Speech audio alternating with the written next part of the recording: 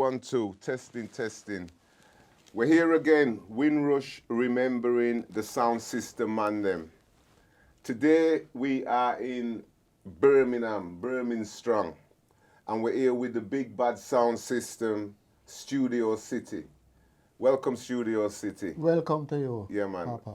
And is this Sun Studio City? Yes. Okay, okay. So we're in Birmingham. Okay, Studio. Like I would say from all the other sound systems, I remember your sound system the first time I heard them in Winston Green Community Centre. This was the pink box sound system. No other sound system in England had pink speaker boxes, but Studio City had pink speaker boxes. Studio, what was your inspiration for setting up a sound system, and why did you set up a sound system in? Well, I set up a sound system because in the early days, they used to have these Philip record player that they fit into cars. Okay. And I used to buy a lot of records to play In your car? in my car. And I get to like it. And because of that, I used to follow some sound system, which I will call the name, a son named Lord Collie, and Big G. And I get to like music. So I just said, well, I will set up a sound. And that's what I did. Yeah, so you used to play the gram, you used to have the gram at home. Was it a Philips gram? No, I used to have a gram. It's named Sobel. Okay, so Bell. Yeah, Yeah. right? And I used to play music on it as well. Okay, Yeah. okay. So what year, if you remember, what year did you set up Studio City Sound? November 1972. 1972. You Yeah. remember that like a shot. Yeah. Why yeah. do you remember why? Because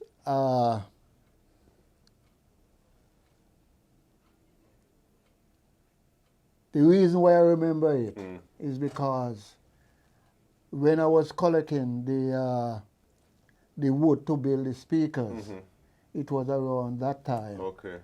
And then when I launched out, I was playing in a blues. A friend of mine named Fixie used to keep a blues every week.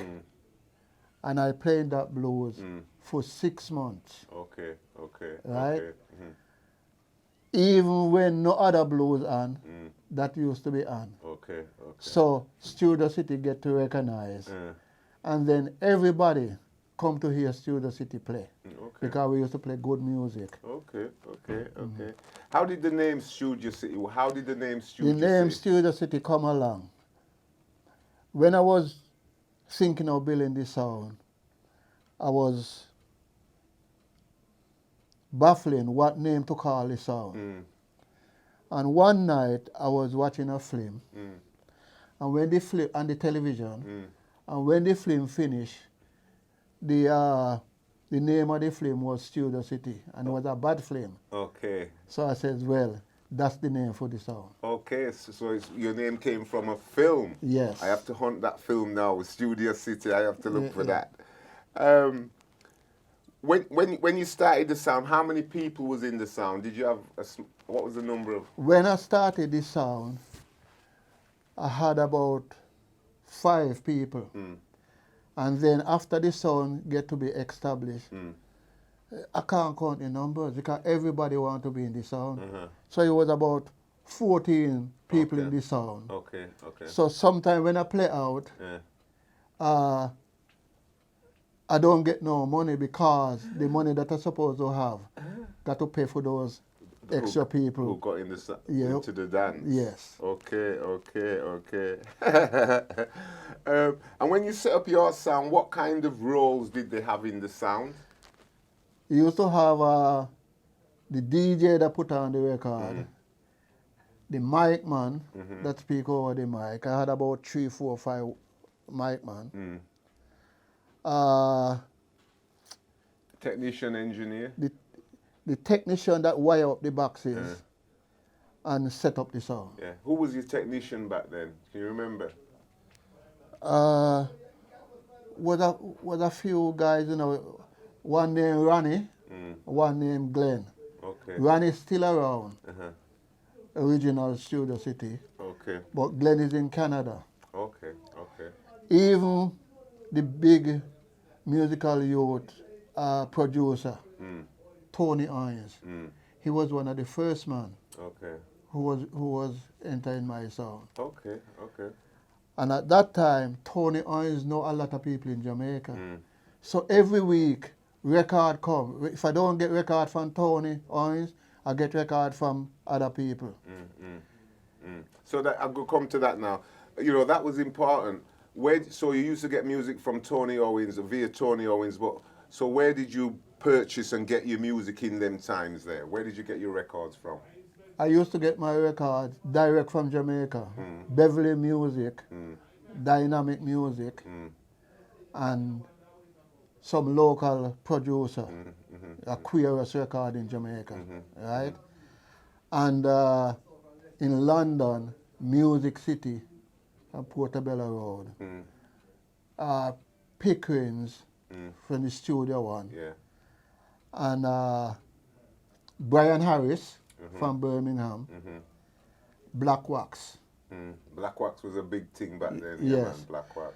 When I go into those record shop, Studio City name was so big that they don't play no record who see if I like it. They just pass me over a box. Okay. Okay. I take them home, try them out, and see what I like from what I don't like. If I don't like some, I usually sell them to my nephew did have a sound in Manchester named, is it Tipperton? No. Megaton. Okay, Megaton are your family? Yeah. Okay. I used to pass it over to them. Okay. Okay. Megaton is somebody I know. But so, yeah, go on. before I leave that, there's a guy named Ken, which they call his name Ken Caretaker. Okay. He just come from Jamaica. And when he come from Jamaica, I used to play a lot of youth clubs and things. And he take the mic, was a Wednesday night, and do a thing on the mic, toast on the mic. And from that, he was with my mic man, him and a guy named Berger. Berger passed away now. For X amount of time. And then he went to London. So when people, or some people don't know the history and saying that Ken, which is Caretaker, is Mafia Town. It wasn't Mafia Town. Oh, okay. Caretaker Started with was Studio Studio City Okay. for years and years and years. Okay. Yeah, Caretaker was a big name around the circuit. I was the man who introduced Caretaker. to Mafia Town. Okay. Bonnie Lee come from Jamaica and bring up some dub. That time special is dub played. And that time Ken in London, because I used to look after Bonnie Lee. You know, that's why they call him Caretaker. And says, Bonnie Lee come to London straight away, make you go to the studio, get some dub. Drive go to London. When we reach to London, the place where we're supposed to cut the dub closed. When we drive around a corner, I see Stafford, which is Mafia Town. And he says, studio here door London. I say, I come for some dub, but the studio closed. I say, this bloke here named Ken, you link up with Ken tomorrow, Monday, and Ken will take you to get some of the dub. Because that time he just started his sound. That's the way how I is. I used to share things, right? Another story, the Channel 1 dubs them. A guy in London named Roy, Archive Record. He used to get the dub from Channel 1, come straight to him.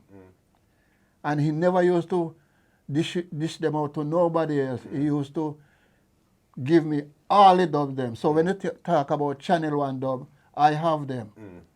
The lot of them from Big Youth, Delroy Wilson, Mighty Diamond, everybody, all them dub, me have them. But I used to swap with Shaka. So when I go to London, Shaka used to meet me up. And I used to give Shaka some of the dub. And Shaka give me some of his dub. But I noticed now that Shaka used to play smart. Shaka used to give me the dub them that him don't want, and I used to give him the right studio one and King Tubby's dubs. So, but that's how life goes sometimes, you know. Different people look after different people. But me and Shaka was good friends. Yeah, man. Yes, I suppose, yes, that's the way some people does be. Not everybody does share the same. Not everybody does share the same. Where did a question, because I know you used to put on promotions and you became a good, but where did you used to play a little bit? Give us a couple of the names of the venues you used to play in Birmingham and some of the venues you remember you used to play. I used to play at Mount Pleasant. Yeah, Mount Pleasant, yeah. Digbeck Civic Hall. Digbeck, yeah. Winston Green Community Center. Culture School Hall. Where else? Those is big venues. Yeah. And then Lacano. Yeah, which I put on that dance with Hugh Mandel. Okay. Yeah. Okay, Top Rank Suite. Top Rank Suite, yeah. Okay. And I used to play at the Mayfair as well. Okay. All those luxury venue. Yeah. People used to get Studio City to play those luxury venue because when you think back I used to carry decent people, good crowd, enough women, and enough man who looking a woman. Yeah, that was a big thing in it back there. We used to get some really plush kind of places, That's right. ballrooms, venues, town halls, and you'd go in there and there was wires flowing from all around the place, but they were really posh places. Yeah. You know, it's, even in Leeds, we used to have the same thing where it was some of the venues that you can't get now. Yes. But they used to give us all them kind of venues. So you put on a lot of promotions outside of. Just give me an idea. You used to play a couple of the cities you used to play around the country. Yeah, I used to play in Nottingham. I play in Leeds, London, Manchester. And Manchester. Leicester?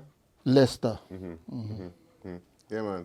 So, and you mentioned some of the promotions as I remember, you know, and quickly flash up. Quickly flash up. Yeah. Some of your original promotions. This is one. Yeah. Yeah.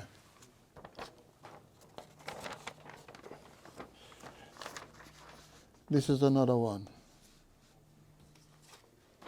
Yep. And this is another one. There's so many. So Yeah. And yeah, man. Pass me that Dennis Brown. Oh, you have to do the Prince of Reggae music, man. You can't miss the Prince of Reggae music. This is another one.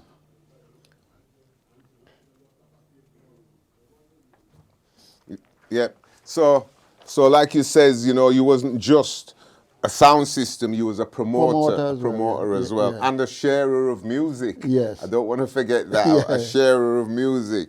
And this is your son. Yes. Yeah? What do you call him? Junior Studio. What you call yourself? Young Studio City. Young Studio City.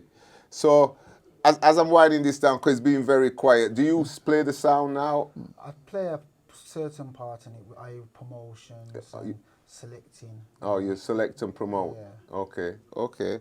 So, my final question, and it's been, for me, it's been an honor to interview you. I mean, I know you personally, separately, but the impact you had even on me, coming all the way from Leeds, Studio City had on me was a big one. Before I knew you, I knew Studio City so long ago, and I've met you maybe 10, 15 years ago.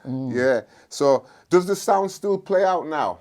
I know you do some events, some vinyl events. Yeah, I do a lot of vinyl events. Myself and my best friend Eric Myers, we started the vinyl, and then it was going good. But other people now, you know, people always like to spoil things. They come in and they start to do this vinyl, and it don't work. So I used to do it about 3 times a year, and then I just started to do it 1 time.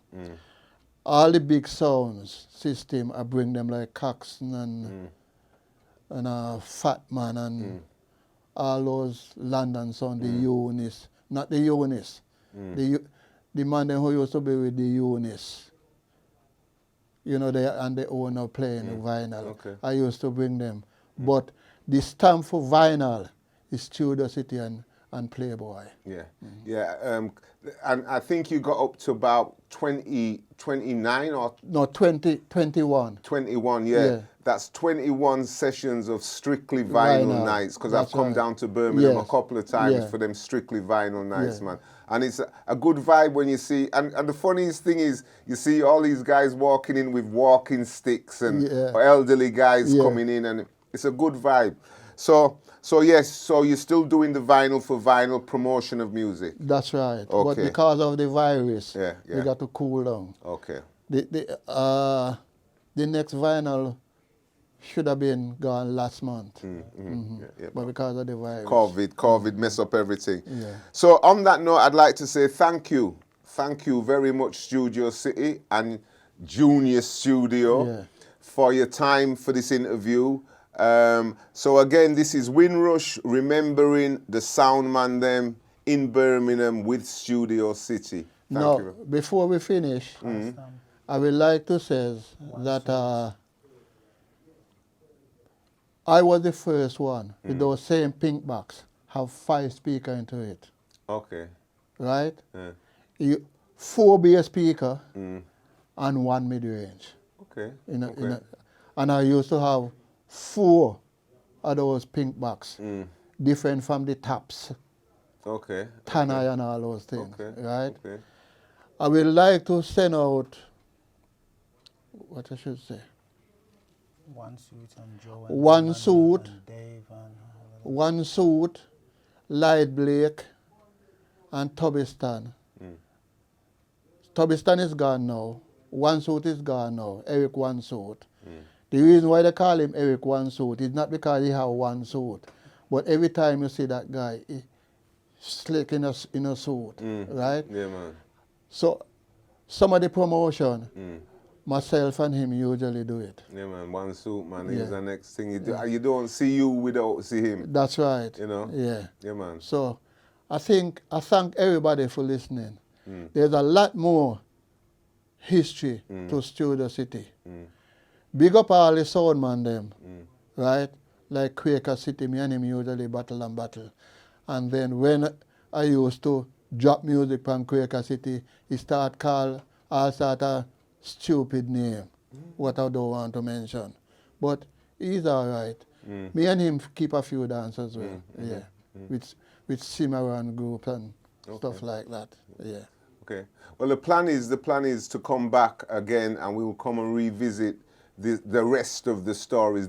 This event is part 1. Yes. And we're going to have a part 2 and a part 3. So some of them stories I will be back to speak to you, and maybe we can get a couple of men in the room to kind of talk about the stories and exchange some music. Yeah. So I'd like to thank you for that, Studio. A great man, proud man, respected man, and we'll move on from that, and I'll see you again. Again, Windrush, remembering the sound man. We're in Birmingham. Thank you very much. Thank you.